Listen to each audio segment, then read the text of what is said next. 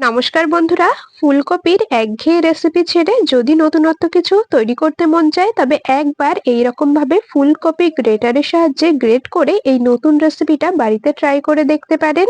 গরম ভাত, রুটি, পরোটা যে কোনো কিছুর সাথেই পরিবেশন করতে পারবেন, খেতে দুর্দান্ত লাগে। আর যারা ফুলকপি খেতে একদমই পছন্দ করে না, আশা করছি এই রেসিপিটা তারা চেটেপুটে খাবে। তাহলে চলুন বন্ধুরা, রেসিপিটা এবার শুরু করা যাক। তো এখানে আমি বেশ বড় সাইজেরই একটা ফুলকপি নিয়েছি। ফুলকপিটাকে আগে একবার পরিষ্কার করে ধুয়ে নিয়েছি। এরপর এই যে ফুলকপির ফুলগুলো, এগুলোকে ছাড়িয়ে নিচ্ছি। ফুলগুলোকে কেটে নিয়ে আরো একবার আমি পরিষ্কার করে ফুলকপিগুলোকে ধুয়ে নেব, আর খুব ভালো করে একটু বেছে নেব যাতে কিনা ফুলকপির মধ্যে কোনো পোকা না থেকে যায়।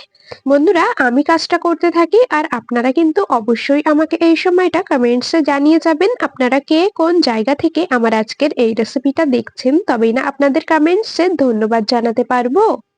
এদিকে ফুলকপিটাকে কেটে নিয়েছি আর পরিষ্কার করে বেছে ধুয়ে নিয়েছি। এখন এই ফুলকপিগুলোকে একটা গ্রেটারের সাহায্যে গ্রেট করে নেব। তো কিছুটা ফুলকপি আমি সাইডে রেখে নিয়েছি যাতে গ্রেট করতে আমার একটু সুবিধা হয়। এরপর এক এক করে ফুলকপিগুলোকে আমি সুন্দর করে গ্রেটারের সাহায্যে গ্রেট করে নেব। আমি এই ছোট গ্রেটার দিয়ে গ্রেট করছি, আপনারা চাইলে যে বড় গ্রেটারটা থাকে সেটা দিয়েও কিন্তু খুব ভালো করে গ্রেট করে নিতে পারেন। আর বন্ধুরা, আপনাদের কাছে একটা রিকোয়েস্ট, আপনারা কিন্তু ভিডিওটা স্কিপ করে দেখবেন না। স্কিপ করলে বুঝতে পারবেন না আমি কোন পদ্ধতিতে কি কি মশলার ব্যবহার করে আজকের এই রেসিপিটা তৈরি করলাম। সঠিক পদ্ধতি আর সঠিক মশলার ব্যবহারে রেসিপিটা তৈরি না করলে হয়তো রেসিপিটা খেতে অতটাও ভালো লাগবে না। তো ঠিক এইরকম ভাবেই আমি সমস্ত ফুলকপিগুলোকে গ্রেট করে নিই, তারপর আপনাদেরকে দেখাচ্ছি। সারা শীতে একঘেয়ে ফুলকপির রেসিপি খেতে খেতে যদি মনে হয় একটু নতুনত্ব কিছু বানাবেন, তবে অবশ্যই একবার ফুলকপি গ্রেট করে এই রেসিপিটা বাড়িতে তৈরি করে দেখতে পারেন। বাড়ির ছোট থেকে বড় সবাই আঙুল চেটে পুটে খাবে। ভাত, রুটি, পরোটা যে কোনো কিছুর সাথেই কিন্তু রেসিপিটা খেতে দুর্দান্ত লাগে। তো এদিকে আপনাদের সাথে কথা বলতে বলতে আমি ফুলকপি গ্রেট করে নিয়েছি।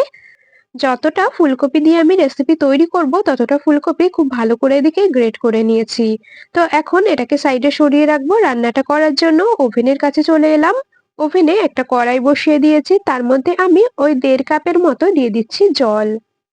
জলটাকে প্রথমে একটু গরম করে নেব আর তারপরে এর মধ্যে দিয়ে দেব গ্রেট করে রাখা ফুলকপিগুলোকে।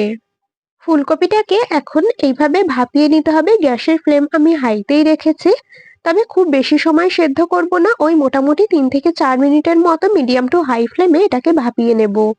যেহেতু ফুলকপির মধ্যে একটু গন্ধ থাকে আর ফুলকপি খেলে অনেকেরই গ্যাসের সমস্যা হয়, তো এইরকম ভাবে ফুলকপিটাকে ভাপিয়ে নিয়ে জল ফেলে দিলে কিন্তু সেই সমস্যা অনেকটাই কম হবে।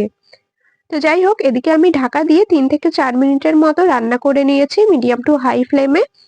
এর থেকে আর বেশি সেদ্ধ করবার একদমই দরকার নেই। আর যেহেতু ফুলকপিটা গ্রেট করা, তো সেদ্ধ খুব তাড়াতাড়ি কিন্তু হয়ে যাবে। এটাকে এখন একটা ছাঁকনির মধ্যে নামিয়ে নেব। একদম সরু জাল আলা যে ছাঁকনি সেটার মধ্যেই নামাবেন, যেহেতু ফুলকপিটা গ্রেট করা রয়েছে। তো এখানে আমি একটা ছাঁকনির মধ্যে নামিয়ে নিলাম ফুলকপিটা, আর ফুলকপি সেদ্ধ করার যে জলটা রয়েছে বা ফুলকপি ভাপিয়ে নেওয়ার যে জলটা সেটাকে ফেলে দেব। আর খুব ভালো করে এর থেকে জলটাকে ঝরিয়ে নিতে হবে। এরকম ভাবে আমি একটু খুন্তির সাহায্যে চেপে চেপে ফুলকপির মধ্যে যা এক্সট্রা জল রয়েছে খুব ভালো করে ঝরিয়ে নিচ্ছি। তো এখন এই ফুলকপি ভাপিয়ে নেওয়া জলটাকে ফেলে দেব আর ফুলকপিটাকে সাইডে সরিয়ে রাখলাম। ওভেনে আবারও কড়াই বসিয়ে দিয়েছি। কড়াইটা খুব ভালো করে গরম করে নিয়ে তার মধ্যে দিয়ে দিচ্ছি পরিমাণ মতো সর্ষের তেল। তেলটাও বেশ ভালো করে গরম করে নিয়েছি, আর এখন এর মধ্যে ফোড়নে দিয়ে দিচ্ছি 1/2 চামচের মতো গোটা কালো জিরে। কালো জিরেটাকে খুব ভালো করে ভেজে নেব, কালো জিরে থেকে সুন্দর একটা ভাজা গন্ধ বেরোনো পর্যন্ত। এরপর এর মধ্যে দিয়ে দিচ্ছি 7 থেকে 8 কোয়া মতো কুচিয়ে নেওয়া রসুন। রসুনের খোসা ছাড়িয়ে নিয়ে খুব ভালো করে একদম মিহি করে কুচিয়ে রেখেছিলাম। তো রসুন কুচিটাকে দিয়ে খুব ভালো করে একটু ভেজে নেব। রসুন থেকে সুন্দর ভাজা গন্ধ বেরিয়েছে, তবে এর থেকে কিন্তু বেশি ভাজবার একদমই দরকার নেই, তাহলে রসুনটা পুড়ে যেতে পারে। এরপর এর মধ্যে দিয়ে দিলাম একটা মিডিয়াম সাইজের পাকা টমেটোর টুকরো। টমেটোটাকে আগে থেকে ছোট ছোট টুকরো করে কেটে রেখেছিলাম। আর এখন খুব ভালো করে এইভাবে ভেজে নিচ্ছি। একদম টমেটোটা সুন্দরভাবে নরম হয়ে গেছে। এই সময় এর মধ্যে দিয়ে দিচ্ছি পরিমাণ মতো কাঁচা লঙ্কা কুচি। এখানে আমি ওই 2 থেকে 3টের মতো কাঁচা লঙ্কাকে কুচিয়ে রেখেছি। কাঁচা লঙ্কা কুচিটা দিয়ে দিলাম, খুব ভালো করে এইরকম ভাবে একটু নেড়ে চেড়ে কষিয়ে নেব। টমেটোটা একদম নরম হয়ে গেছে, আর বেশি কষাবার দরকার নেই। এখন এর মধ্যে দিয়ে দিচ্ছি ভাপিয়ে রাখা ফুলকপি। ফুলকপিটা মশলার মধ্যে দিয়ে খুব ভালো করে সমস্ত কিছু একসাথে নেড়েচেড়ে মিশিয়ে নিতে হবে। বন্ধুরা, ফুলকপির তো অনেক রকম রেসিপি তৈরি করে খেয়েছেন, এইরকম ভাবে একবার ফুলকপি বানিয়ে দেখতে পারেন। আশা করছি আপনাদেরও ভীষণ ভালো লাগবে, আর একদমই নতুনত্ব একটা রেসিপি। আর আগে যদি আপনারা কখনো এইভাবে ফুলকপি রান্না করে খেয়ে থাকেন, অবশ্যই কিন্তু সেটা আমাকে কমেন্টসে জানিয়ে যাবেন। তো এদিকে খুব ভালো করে ফুলকপিটা দিয়ে নেড়েচেড়ে মিশিয়ে নিয়েছি। তার মধ্যে দিয়ে দিলাম হাফ চা চামচ শুকনো লঙ্কার গুঁড়ো, হাফ চা চামচ হলুদ গুঁড়ো আর স্বাদ মতো লবণ। আপনারা যেই রকম ঝাল খাবেন সেই অনুযায়ী কিন্তু শুকনো লঙ্কার গুঁড়ো, কাঁচা লঙ্কা কুচি সমস্ত কিছুর পরিমাণ কম বেশি করে দিয়ে নেবেন।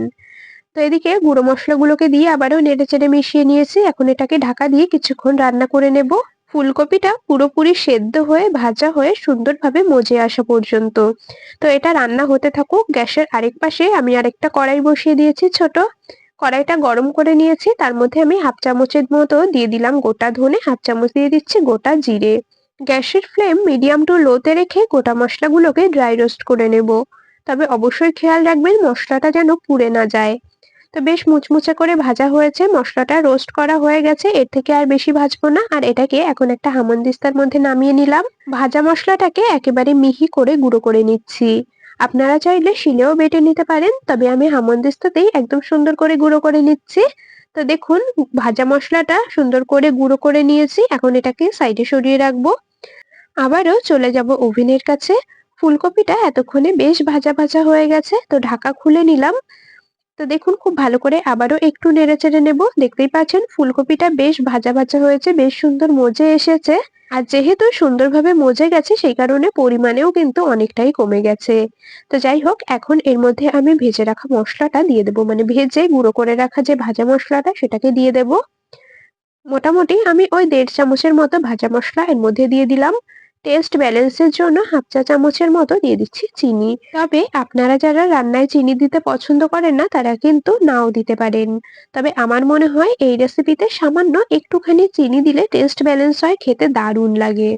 তো যাই হোক, এইরকম ভাবে আমি লাস্টে ভাজা মসলা আর অল্প একটুখানি চিনি দিয়ে খুব ভালো করে নেড়েচেড়ে মিশিয়ে নিলাম। আর দেখতেই পাচ্ছেন দেখতে কতটা লোভনীয় লাগছে।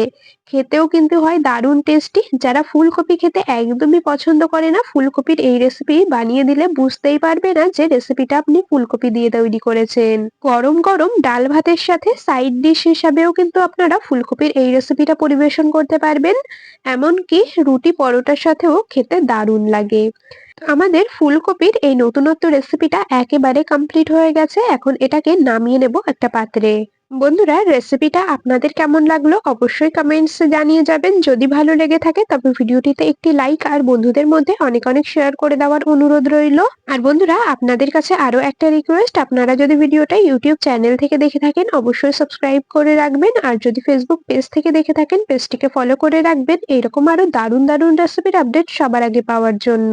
তাহলে আজ এখানেই শেষ করছি, আবার দেখা হবে পরবর্তী কোনো রেসিপির সাথে। ততক্ষণ সকলে ভালো থাকবেন, সুস্থ থাকবেন।